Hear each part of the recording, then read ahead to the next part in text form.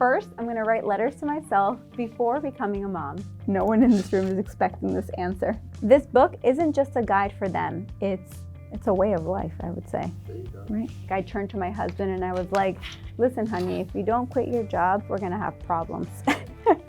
I think most parents feel scared because the truth is, we don't know what we're doing.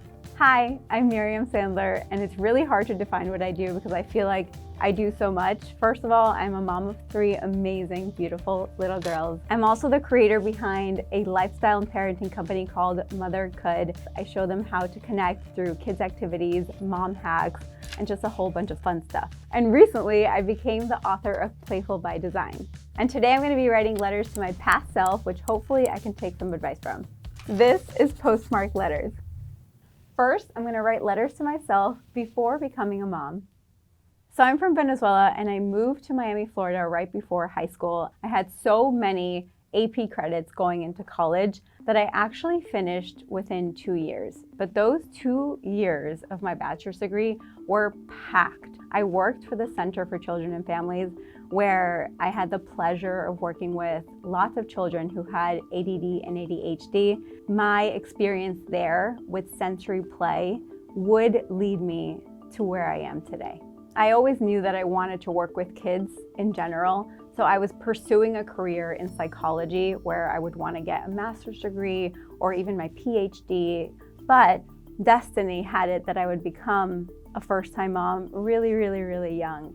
I was 23 when I became a mom, and I was fully ready for this experience. I had already been married to the love of my life for 2.5 years, but as soon as I had my child, I was literally like, what the heck did I do with my life?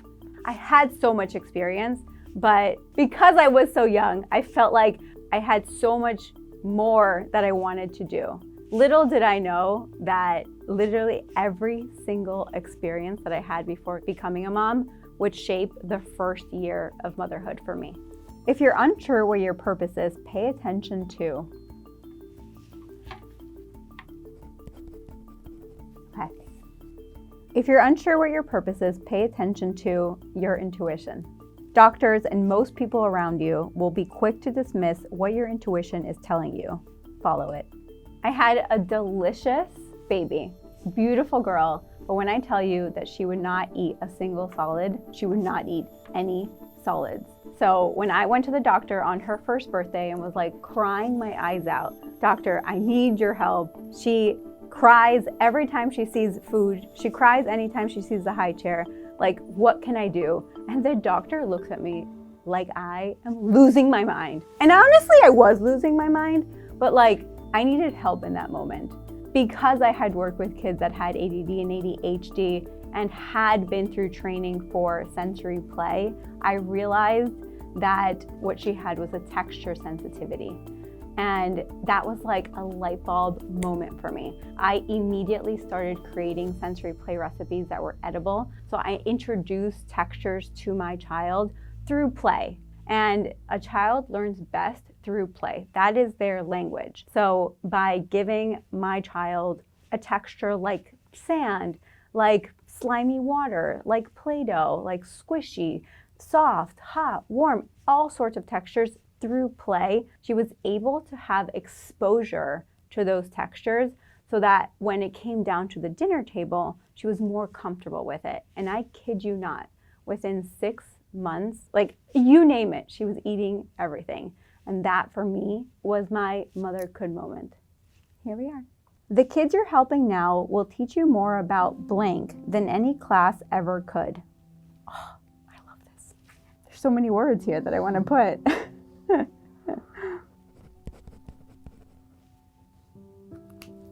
The kids you're helping now will teach you more about patience than any class ever could.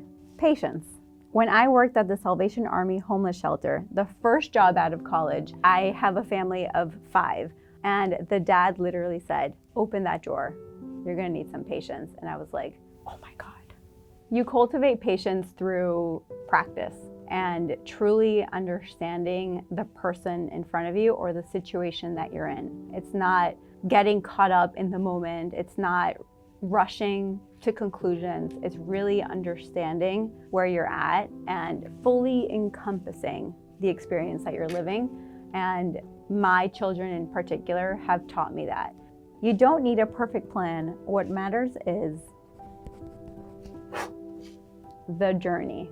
With everything that I do, including all of the wonderful sensory play recipes that I put out, what matters is what's happening during the play, during the journey. I totally understand how everybody's journey is different, and staying present can be very, very, very difficult. But if you're looking for a connection, if you're looking to learn something, then it is about what's happening in that moment. For example, when I'm doing sensory play with my child, I'm not there to make the perfect Play-Doh or the perfect sand. I'm there to connect with my child in something that we both really, really, really enjoy. So mixing the salt, putting in the food coloring, doing all of those steps get us closer together. And then at the end, my child can go off and do whatever they want with it. So it wasn't about the destination. It wasn't about the perfect Play-Doh.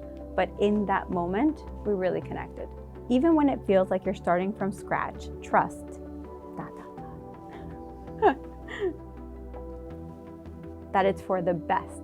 Before writing Playful by Design, my dream was to write a children's book. And I went out to all sorts of different publishers and was like, this is the story, and got rejected every single time. But in talks with another publisher, they were like, do you have other ideas? My husband actually was like, how about this? And I was like, I love that. So when it felt like I was starting from scratch, something else really beautiful was born. Your most meaningful work won't come from ambition. It'll come from connection. I started on social media to connect with other families, to connect with other mothers, to hopefully feel less alone. I cannot tell you how lonely it is to be a mom, and having people connect with you through a non-judgmental lens is more meaningful than anything. It's priceless. With this next letter, I'm going to take you back to the pandemic. So it's 2020, and now I have 2 children. And not only were they brought home from school, we couldn't leave our homes. And no amount of space in a home could contain that energy. I had already been cultivating my community at Mothercould for about a year. The way that I felt towards my online community was like an extension of my family. It was like people that I talked to every single day. And all of a sudden, I was inundated with new community members. So I felt this immense responsibility to connect with them back. So I'm going to paint the picture for you. I'm home with my 2 kids. My husband was an investment banker at the time, and he is locked in his office from 8 a.m. to 8 p.m. And I am downstairs with these 2 children on my phone like, guys, it's gonna be okay. The cool thing about Mothercould is that I started it with the purpose of sharing kids' activities and mom hacks with things that we already had at home. When the pandemic happened, I really used everything that I had in my house to entertain my kids. And that really resonated with a lot of people. Before the pandemic, I had about 150,000 followers on Instagram. That number doubled. I still think that I am chatting with my 3 best friends every single day. Before it grew to what it is today, I was able to answer all the comments, all of the messages, everything that was coming my way. And I had a moment of grief when the community grew to a point where I physically wasn't able to do that for everyone. It wasn't until after the what's gonna happen to our lives pandemic part where my Instagram community really grew to millions of people. Okay, let's get to writing. Don't just build a brand, build ... Build genuine connections. Understanding your customer is the #1 tip that I can give any business owner. For me, my audience wants to be the best version of themselves. They want to be more efficient. They want to build lasting connections, and they want the best for their families. Every time you doubt whether you can handle more, remember there was a time you thought you would never be where you are today. So when it feels like it's an overwhelming moment in time for you, you will get through and you can do it. Motherhood keeps reminding me that love grows. When I had my first child and I was pregnant with my second, I was like, there is no way I am going to love the second child as much as I love my first child. And then the second child came, and I swear to you, it's like that child was always there. That person was always part of my story. The love is not different, but the way that I am with each child is different. I love this phrase, every child gets a different parent. So I would say that the love is the same, but I am different. Something I didn't expect to love this much is,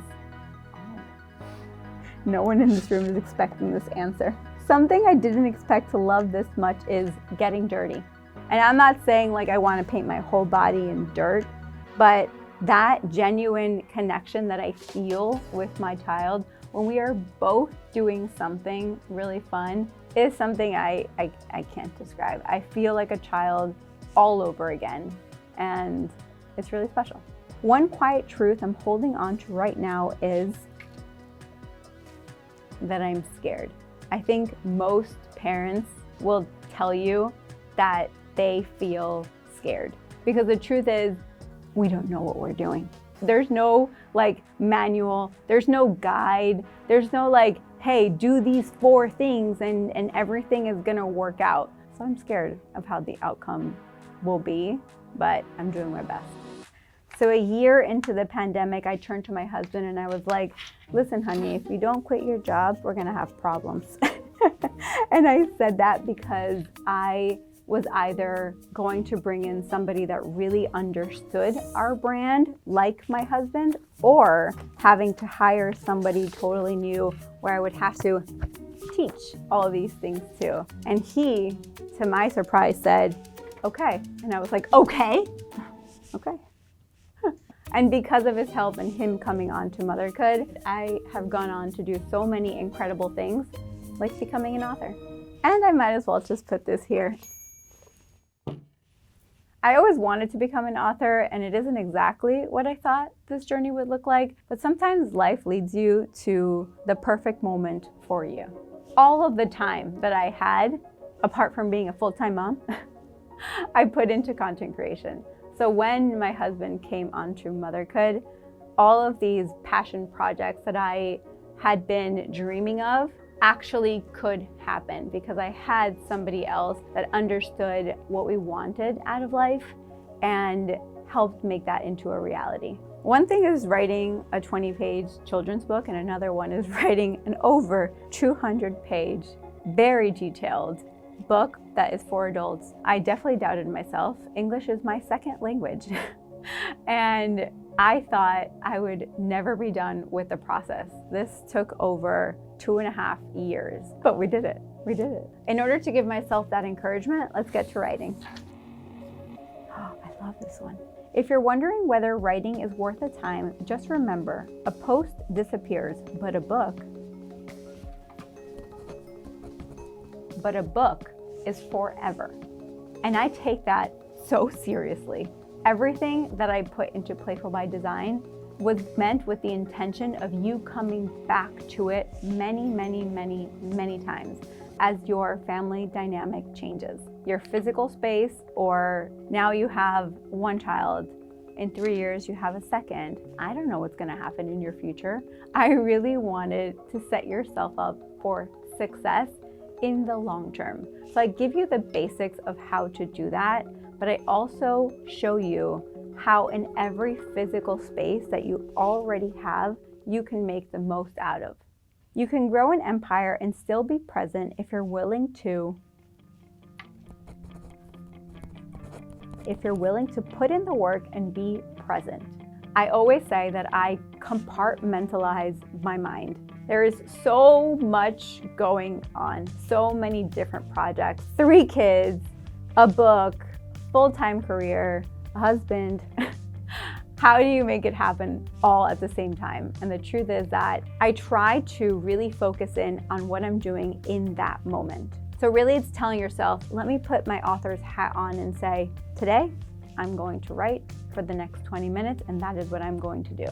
Maybe it's your daughter's soccer game. Put in soccer mom hat and you are focusing for those 30 minutes on being a soccer mom.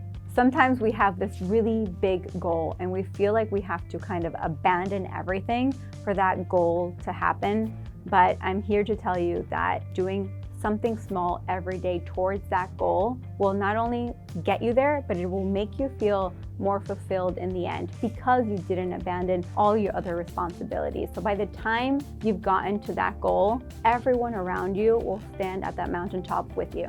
This book isn't just a guide for them. It's a way of life, I would say, right? This book isn't just a guide for them. It's a way of life. Independent play will give you the strength and the self-esteem to become not only the best version of yourself as a parent, but the best version of your child. Giving them the freedom of independent play makes them feel like you trust them fully to be in their space with the materials that you've given them. That trust that I keep talking about will make your child feel better about themselves, have more confidence in themselves, and have more self-esteem. And that trust will lead them into their adulthood. You're not writing for likes, you're writing for blank.